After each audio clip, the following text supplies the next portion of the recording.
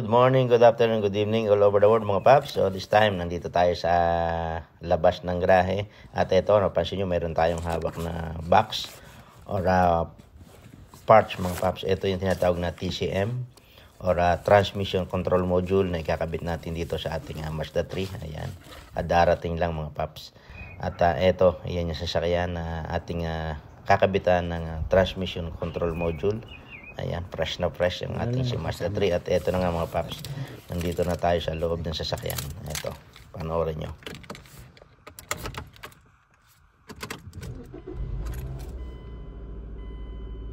So yan, kasama natin si Brother Rowie. So this time, itong sasakyan na ito mga paps is may problema yung transmission control module. Dahil nagje-jerk siya. Ito nasa park siya, nakapark. Pag dumaan siya ng reverse, magje-jerk siya. Ito, tingnan nyo see, look. Pero pag lumagpas na siya, drive, okay na siya, wala. Ayan, basta dumaan siya ng ayan. So yun ang problema nito. Ayan, transmission control module. So yun yung ating project ngayon. So patayin natin yung engine at ikabit natin. Let's go. So yan yung mga paps, at i-open na natin ang hood. At ayan, napansin nyo, napakadumi ng makina, dusty. At ayan, una natin gawin, tanggalin yung cover ng baterya, then yung cable, at nang makapagsimula na tayo. So by the way nga pala mga paps, ito nga palang issue na to ay 2 times na ipina-scan natin sa ating mga kaibigan na mekaniko. Bali, lumalabas na yun yung TCM ang problema or transmission control module. Kaya ang ginawa natin, ito, bumili na nga tayo at ito na nasa harapan natin yung bagong transmission control module. At nagkakahalaga po siya ng hindi ring napaka-mahal po ito mga paps. Nasa 42,000 pesos or $1,010 mga paps ang halaga niya. Kaya kailangan natin palitan. Sayang naman yung kotse natin. Although nagagamit naman po ito kahit nag-jerk, yun nga lang ayaw natin ng ganun. So at ayan, at gamit na muna si Papa ng PPE. Isa yan sa PPE or Protective Personal Equipment para hindi tayo madumihan or masugatan. Kailangan po yan mga paps. Ayun nga, sabi ko nga, nandito sa ilalim ng baterya yung location ng transmission control module. Ayan, bago po yung baterya natin at kabibili lang the other day. So yung pinaglumaan niya ay umabot din ng 5 years yung serbisyo niya base doon sa nakasulat na date. Bali, 3 tornilyo mga paps ang kailangan natin tanggalin dito sa housing para matanggal natin yung transmission control module. At ayan na nga, natanggal na. Ayan, nagsisimula pa pala. At ayun, mamaya-maya lang ay makikita nyo ang sinasabi nating transmission control module.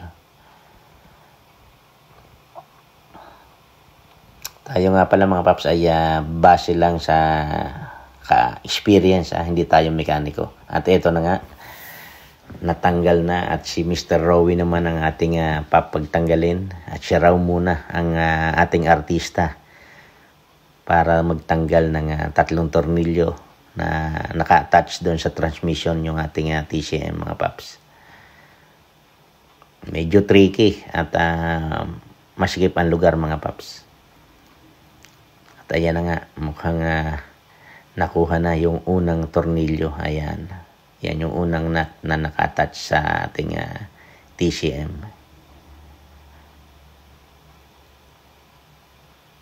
Kailangan lang po natin ng pasyensya. Itong ginagawa natin. At ayan na nga, natanggal na. So yan mga paps, yung transmission control module. Kailangan mo lang i-snap. May nakalock siya. I-snag mo lang. Ayan. Ito na yung luma. Ayan. Yan yung ating papalitan. At install na natin syempre yung bago. Ayan yung bago mga paps. So, ganun din ang proseso. Ibalik mo lang, insert, then yung clip. Ayun. Then, lock it by 3 bolts again, mga paps. Ayan. Bilisan na natin ang pang-install, mga paps. So, bali, 3 bolts ito, mga paps. Kaya, paspasan na natin. Let's go, bilisan natin.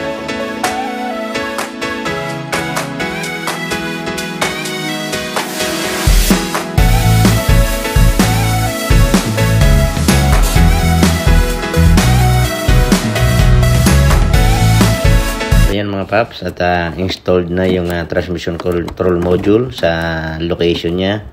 At ngayon ibabalik na natin yung battery housing or holder. Then masisimulan natin or matest natin mga paps. So ayan, at ikabit natin yung mga tornilyo.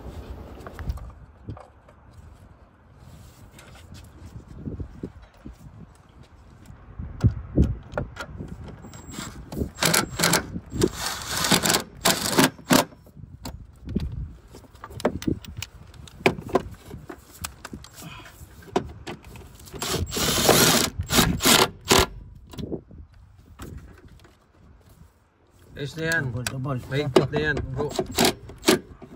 Okay. Ito, balik mo to. Mahigpit na daw. So ayan mga paps, at bilisan na natin ulit ang pag-install. Let's go.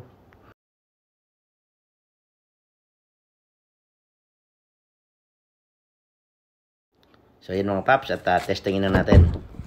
Ayan, testingin na natin. After nating makabit yung transmission control module. So ito ang susi. So nakita nyo naman kanina. Yung pag-jerk nya. So ito, nasa park ulit tayo mga paps. Oh! Galing ha. So ayan mga paps, nawala. Again. Park. So ayun. Ayos. Success. Thank you, Mr. Rowie Alatiit from Edmonton. Okay. So ayan. Testing natin. Reverse, nasa reverse tayo. Hindi mag-reverse tayo. Ayan, hindi na siya nag-jerk. Punta tayo ngayon ng drive. Ayan.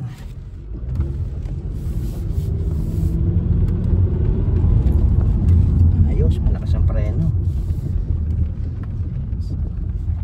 So ayan, subukan ulit natin. Baka dahil malamig pa. Ayan, wala nga. Ayos, reverse. Ayos. Ayos, tagumpay. Ano, hatid ba ka? Oh, sige. Kukunin ko yung... Sige, atras ko muna din. wallet ko. Ayos. 6.5 hours later. So ayan mga paps, at dito lang muna tayo sa car wash. At after 6 months pong mga nakapark lang itong ating sasakyan during winter time, ay sobrang napakadumi niya. Nakita nyo naman kanina na nagkakabit tayo ng TCM. At ayan, kailangan natin linisin mga paps. Ayan, binilisan na natin.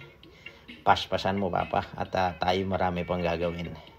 Ayan, kailangan ng kuskusin yung mga rim at nagtutong-tutong na mga paps. Ayan, at banlawan na uli natin mga paps. Ayan, banlaw na. Makikita nyo naman mamaya ang resulta niyan mga paps. So kailangan punasan. Ayan, i-dry natin mga paps. Ayan, ang bilis ni papa. Kailangan na magmadali. So at ayan na mga paps. Ayan, tapos na ang paglilinis. So ikutan natin ang camera kung talagang malinis na siya mga paps. Ayan. Ayan mga paps. At ayan, mayroon din naglilinis dun sa kabilang side. So dito mga paps ay kanya-kanyang linis. Kahit anong estado ng buhay mo ay kailangan mo maglinis na sasakyan mo mga paps. Or else pumunta ka doon sa touchless car wash kung ayaw mo maglinis katulad ng ginagawa namin, pero mas gusto namin yung ganito na manual at nalilinis talaga namin ang gusto namin linis mga paps. So ayan mga paps, kita nyo naman napakalinis na. Ayan na. At eto na mga paps, tayo nasa bahay na. Ayan, nakarating na tayo sa bahay. Ayan, nakita nyo naman yung engine. Nilinis natin yung engine. Hindi ko na lang pinakita sa video mga paps. At ayan. So ayan, nakikita nyo yung tatlong puti naming sasakyan sa bahay. Ayan, si Robby, yung Lancer, at eto, si Mazda 3 mga paps. So ayan mga paps, at hanggang dito na lang ating video. So thank you very much for watching, and please subscribe to my channel, Pain Papas Vlog, and please click the notification bell para updated pa kayo sa aking mga upload pang video. So thank you very much mga paps, and I love you all. Bye bye. Woot woot woot woot.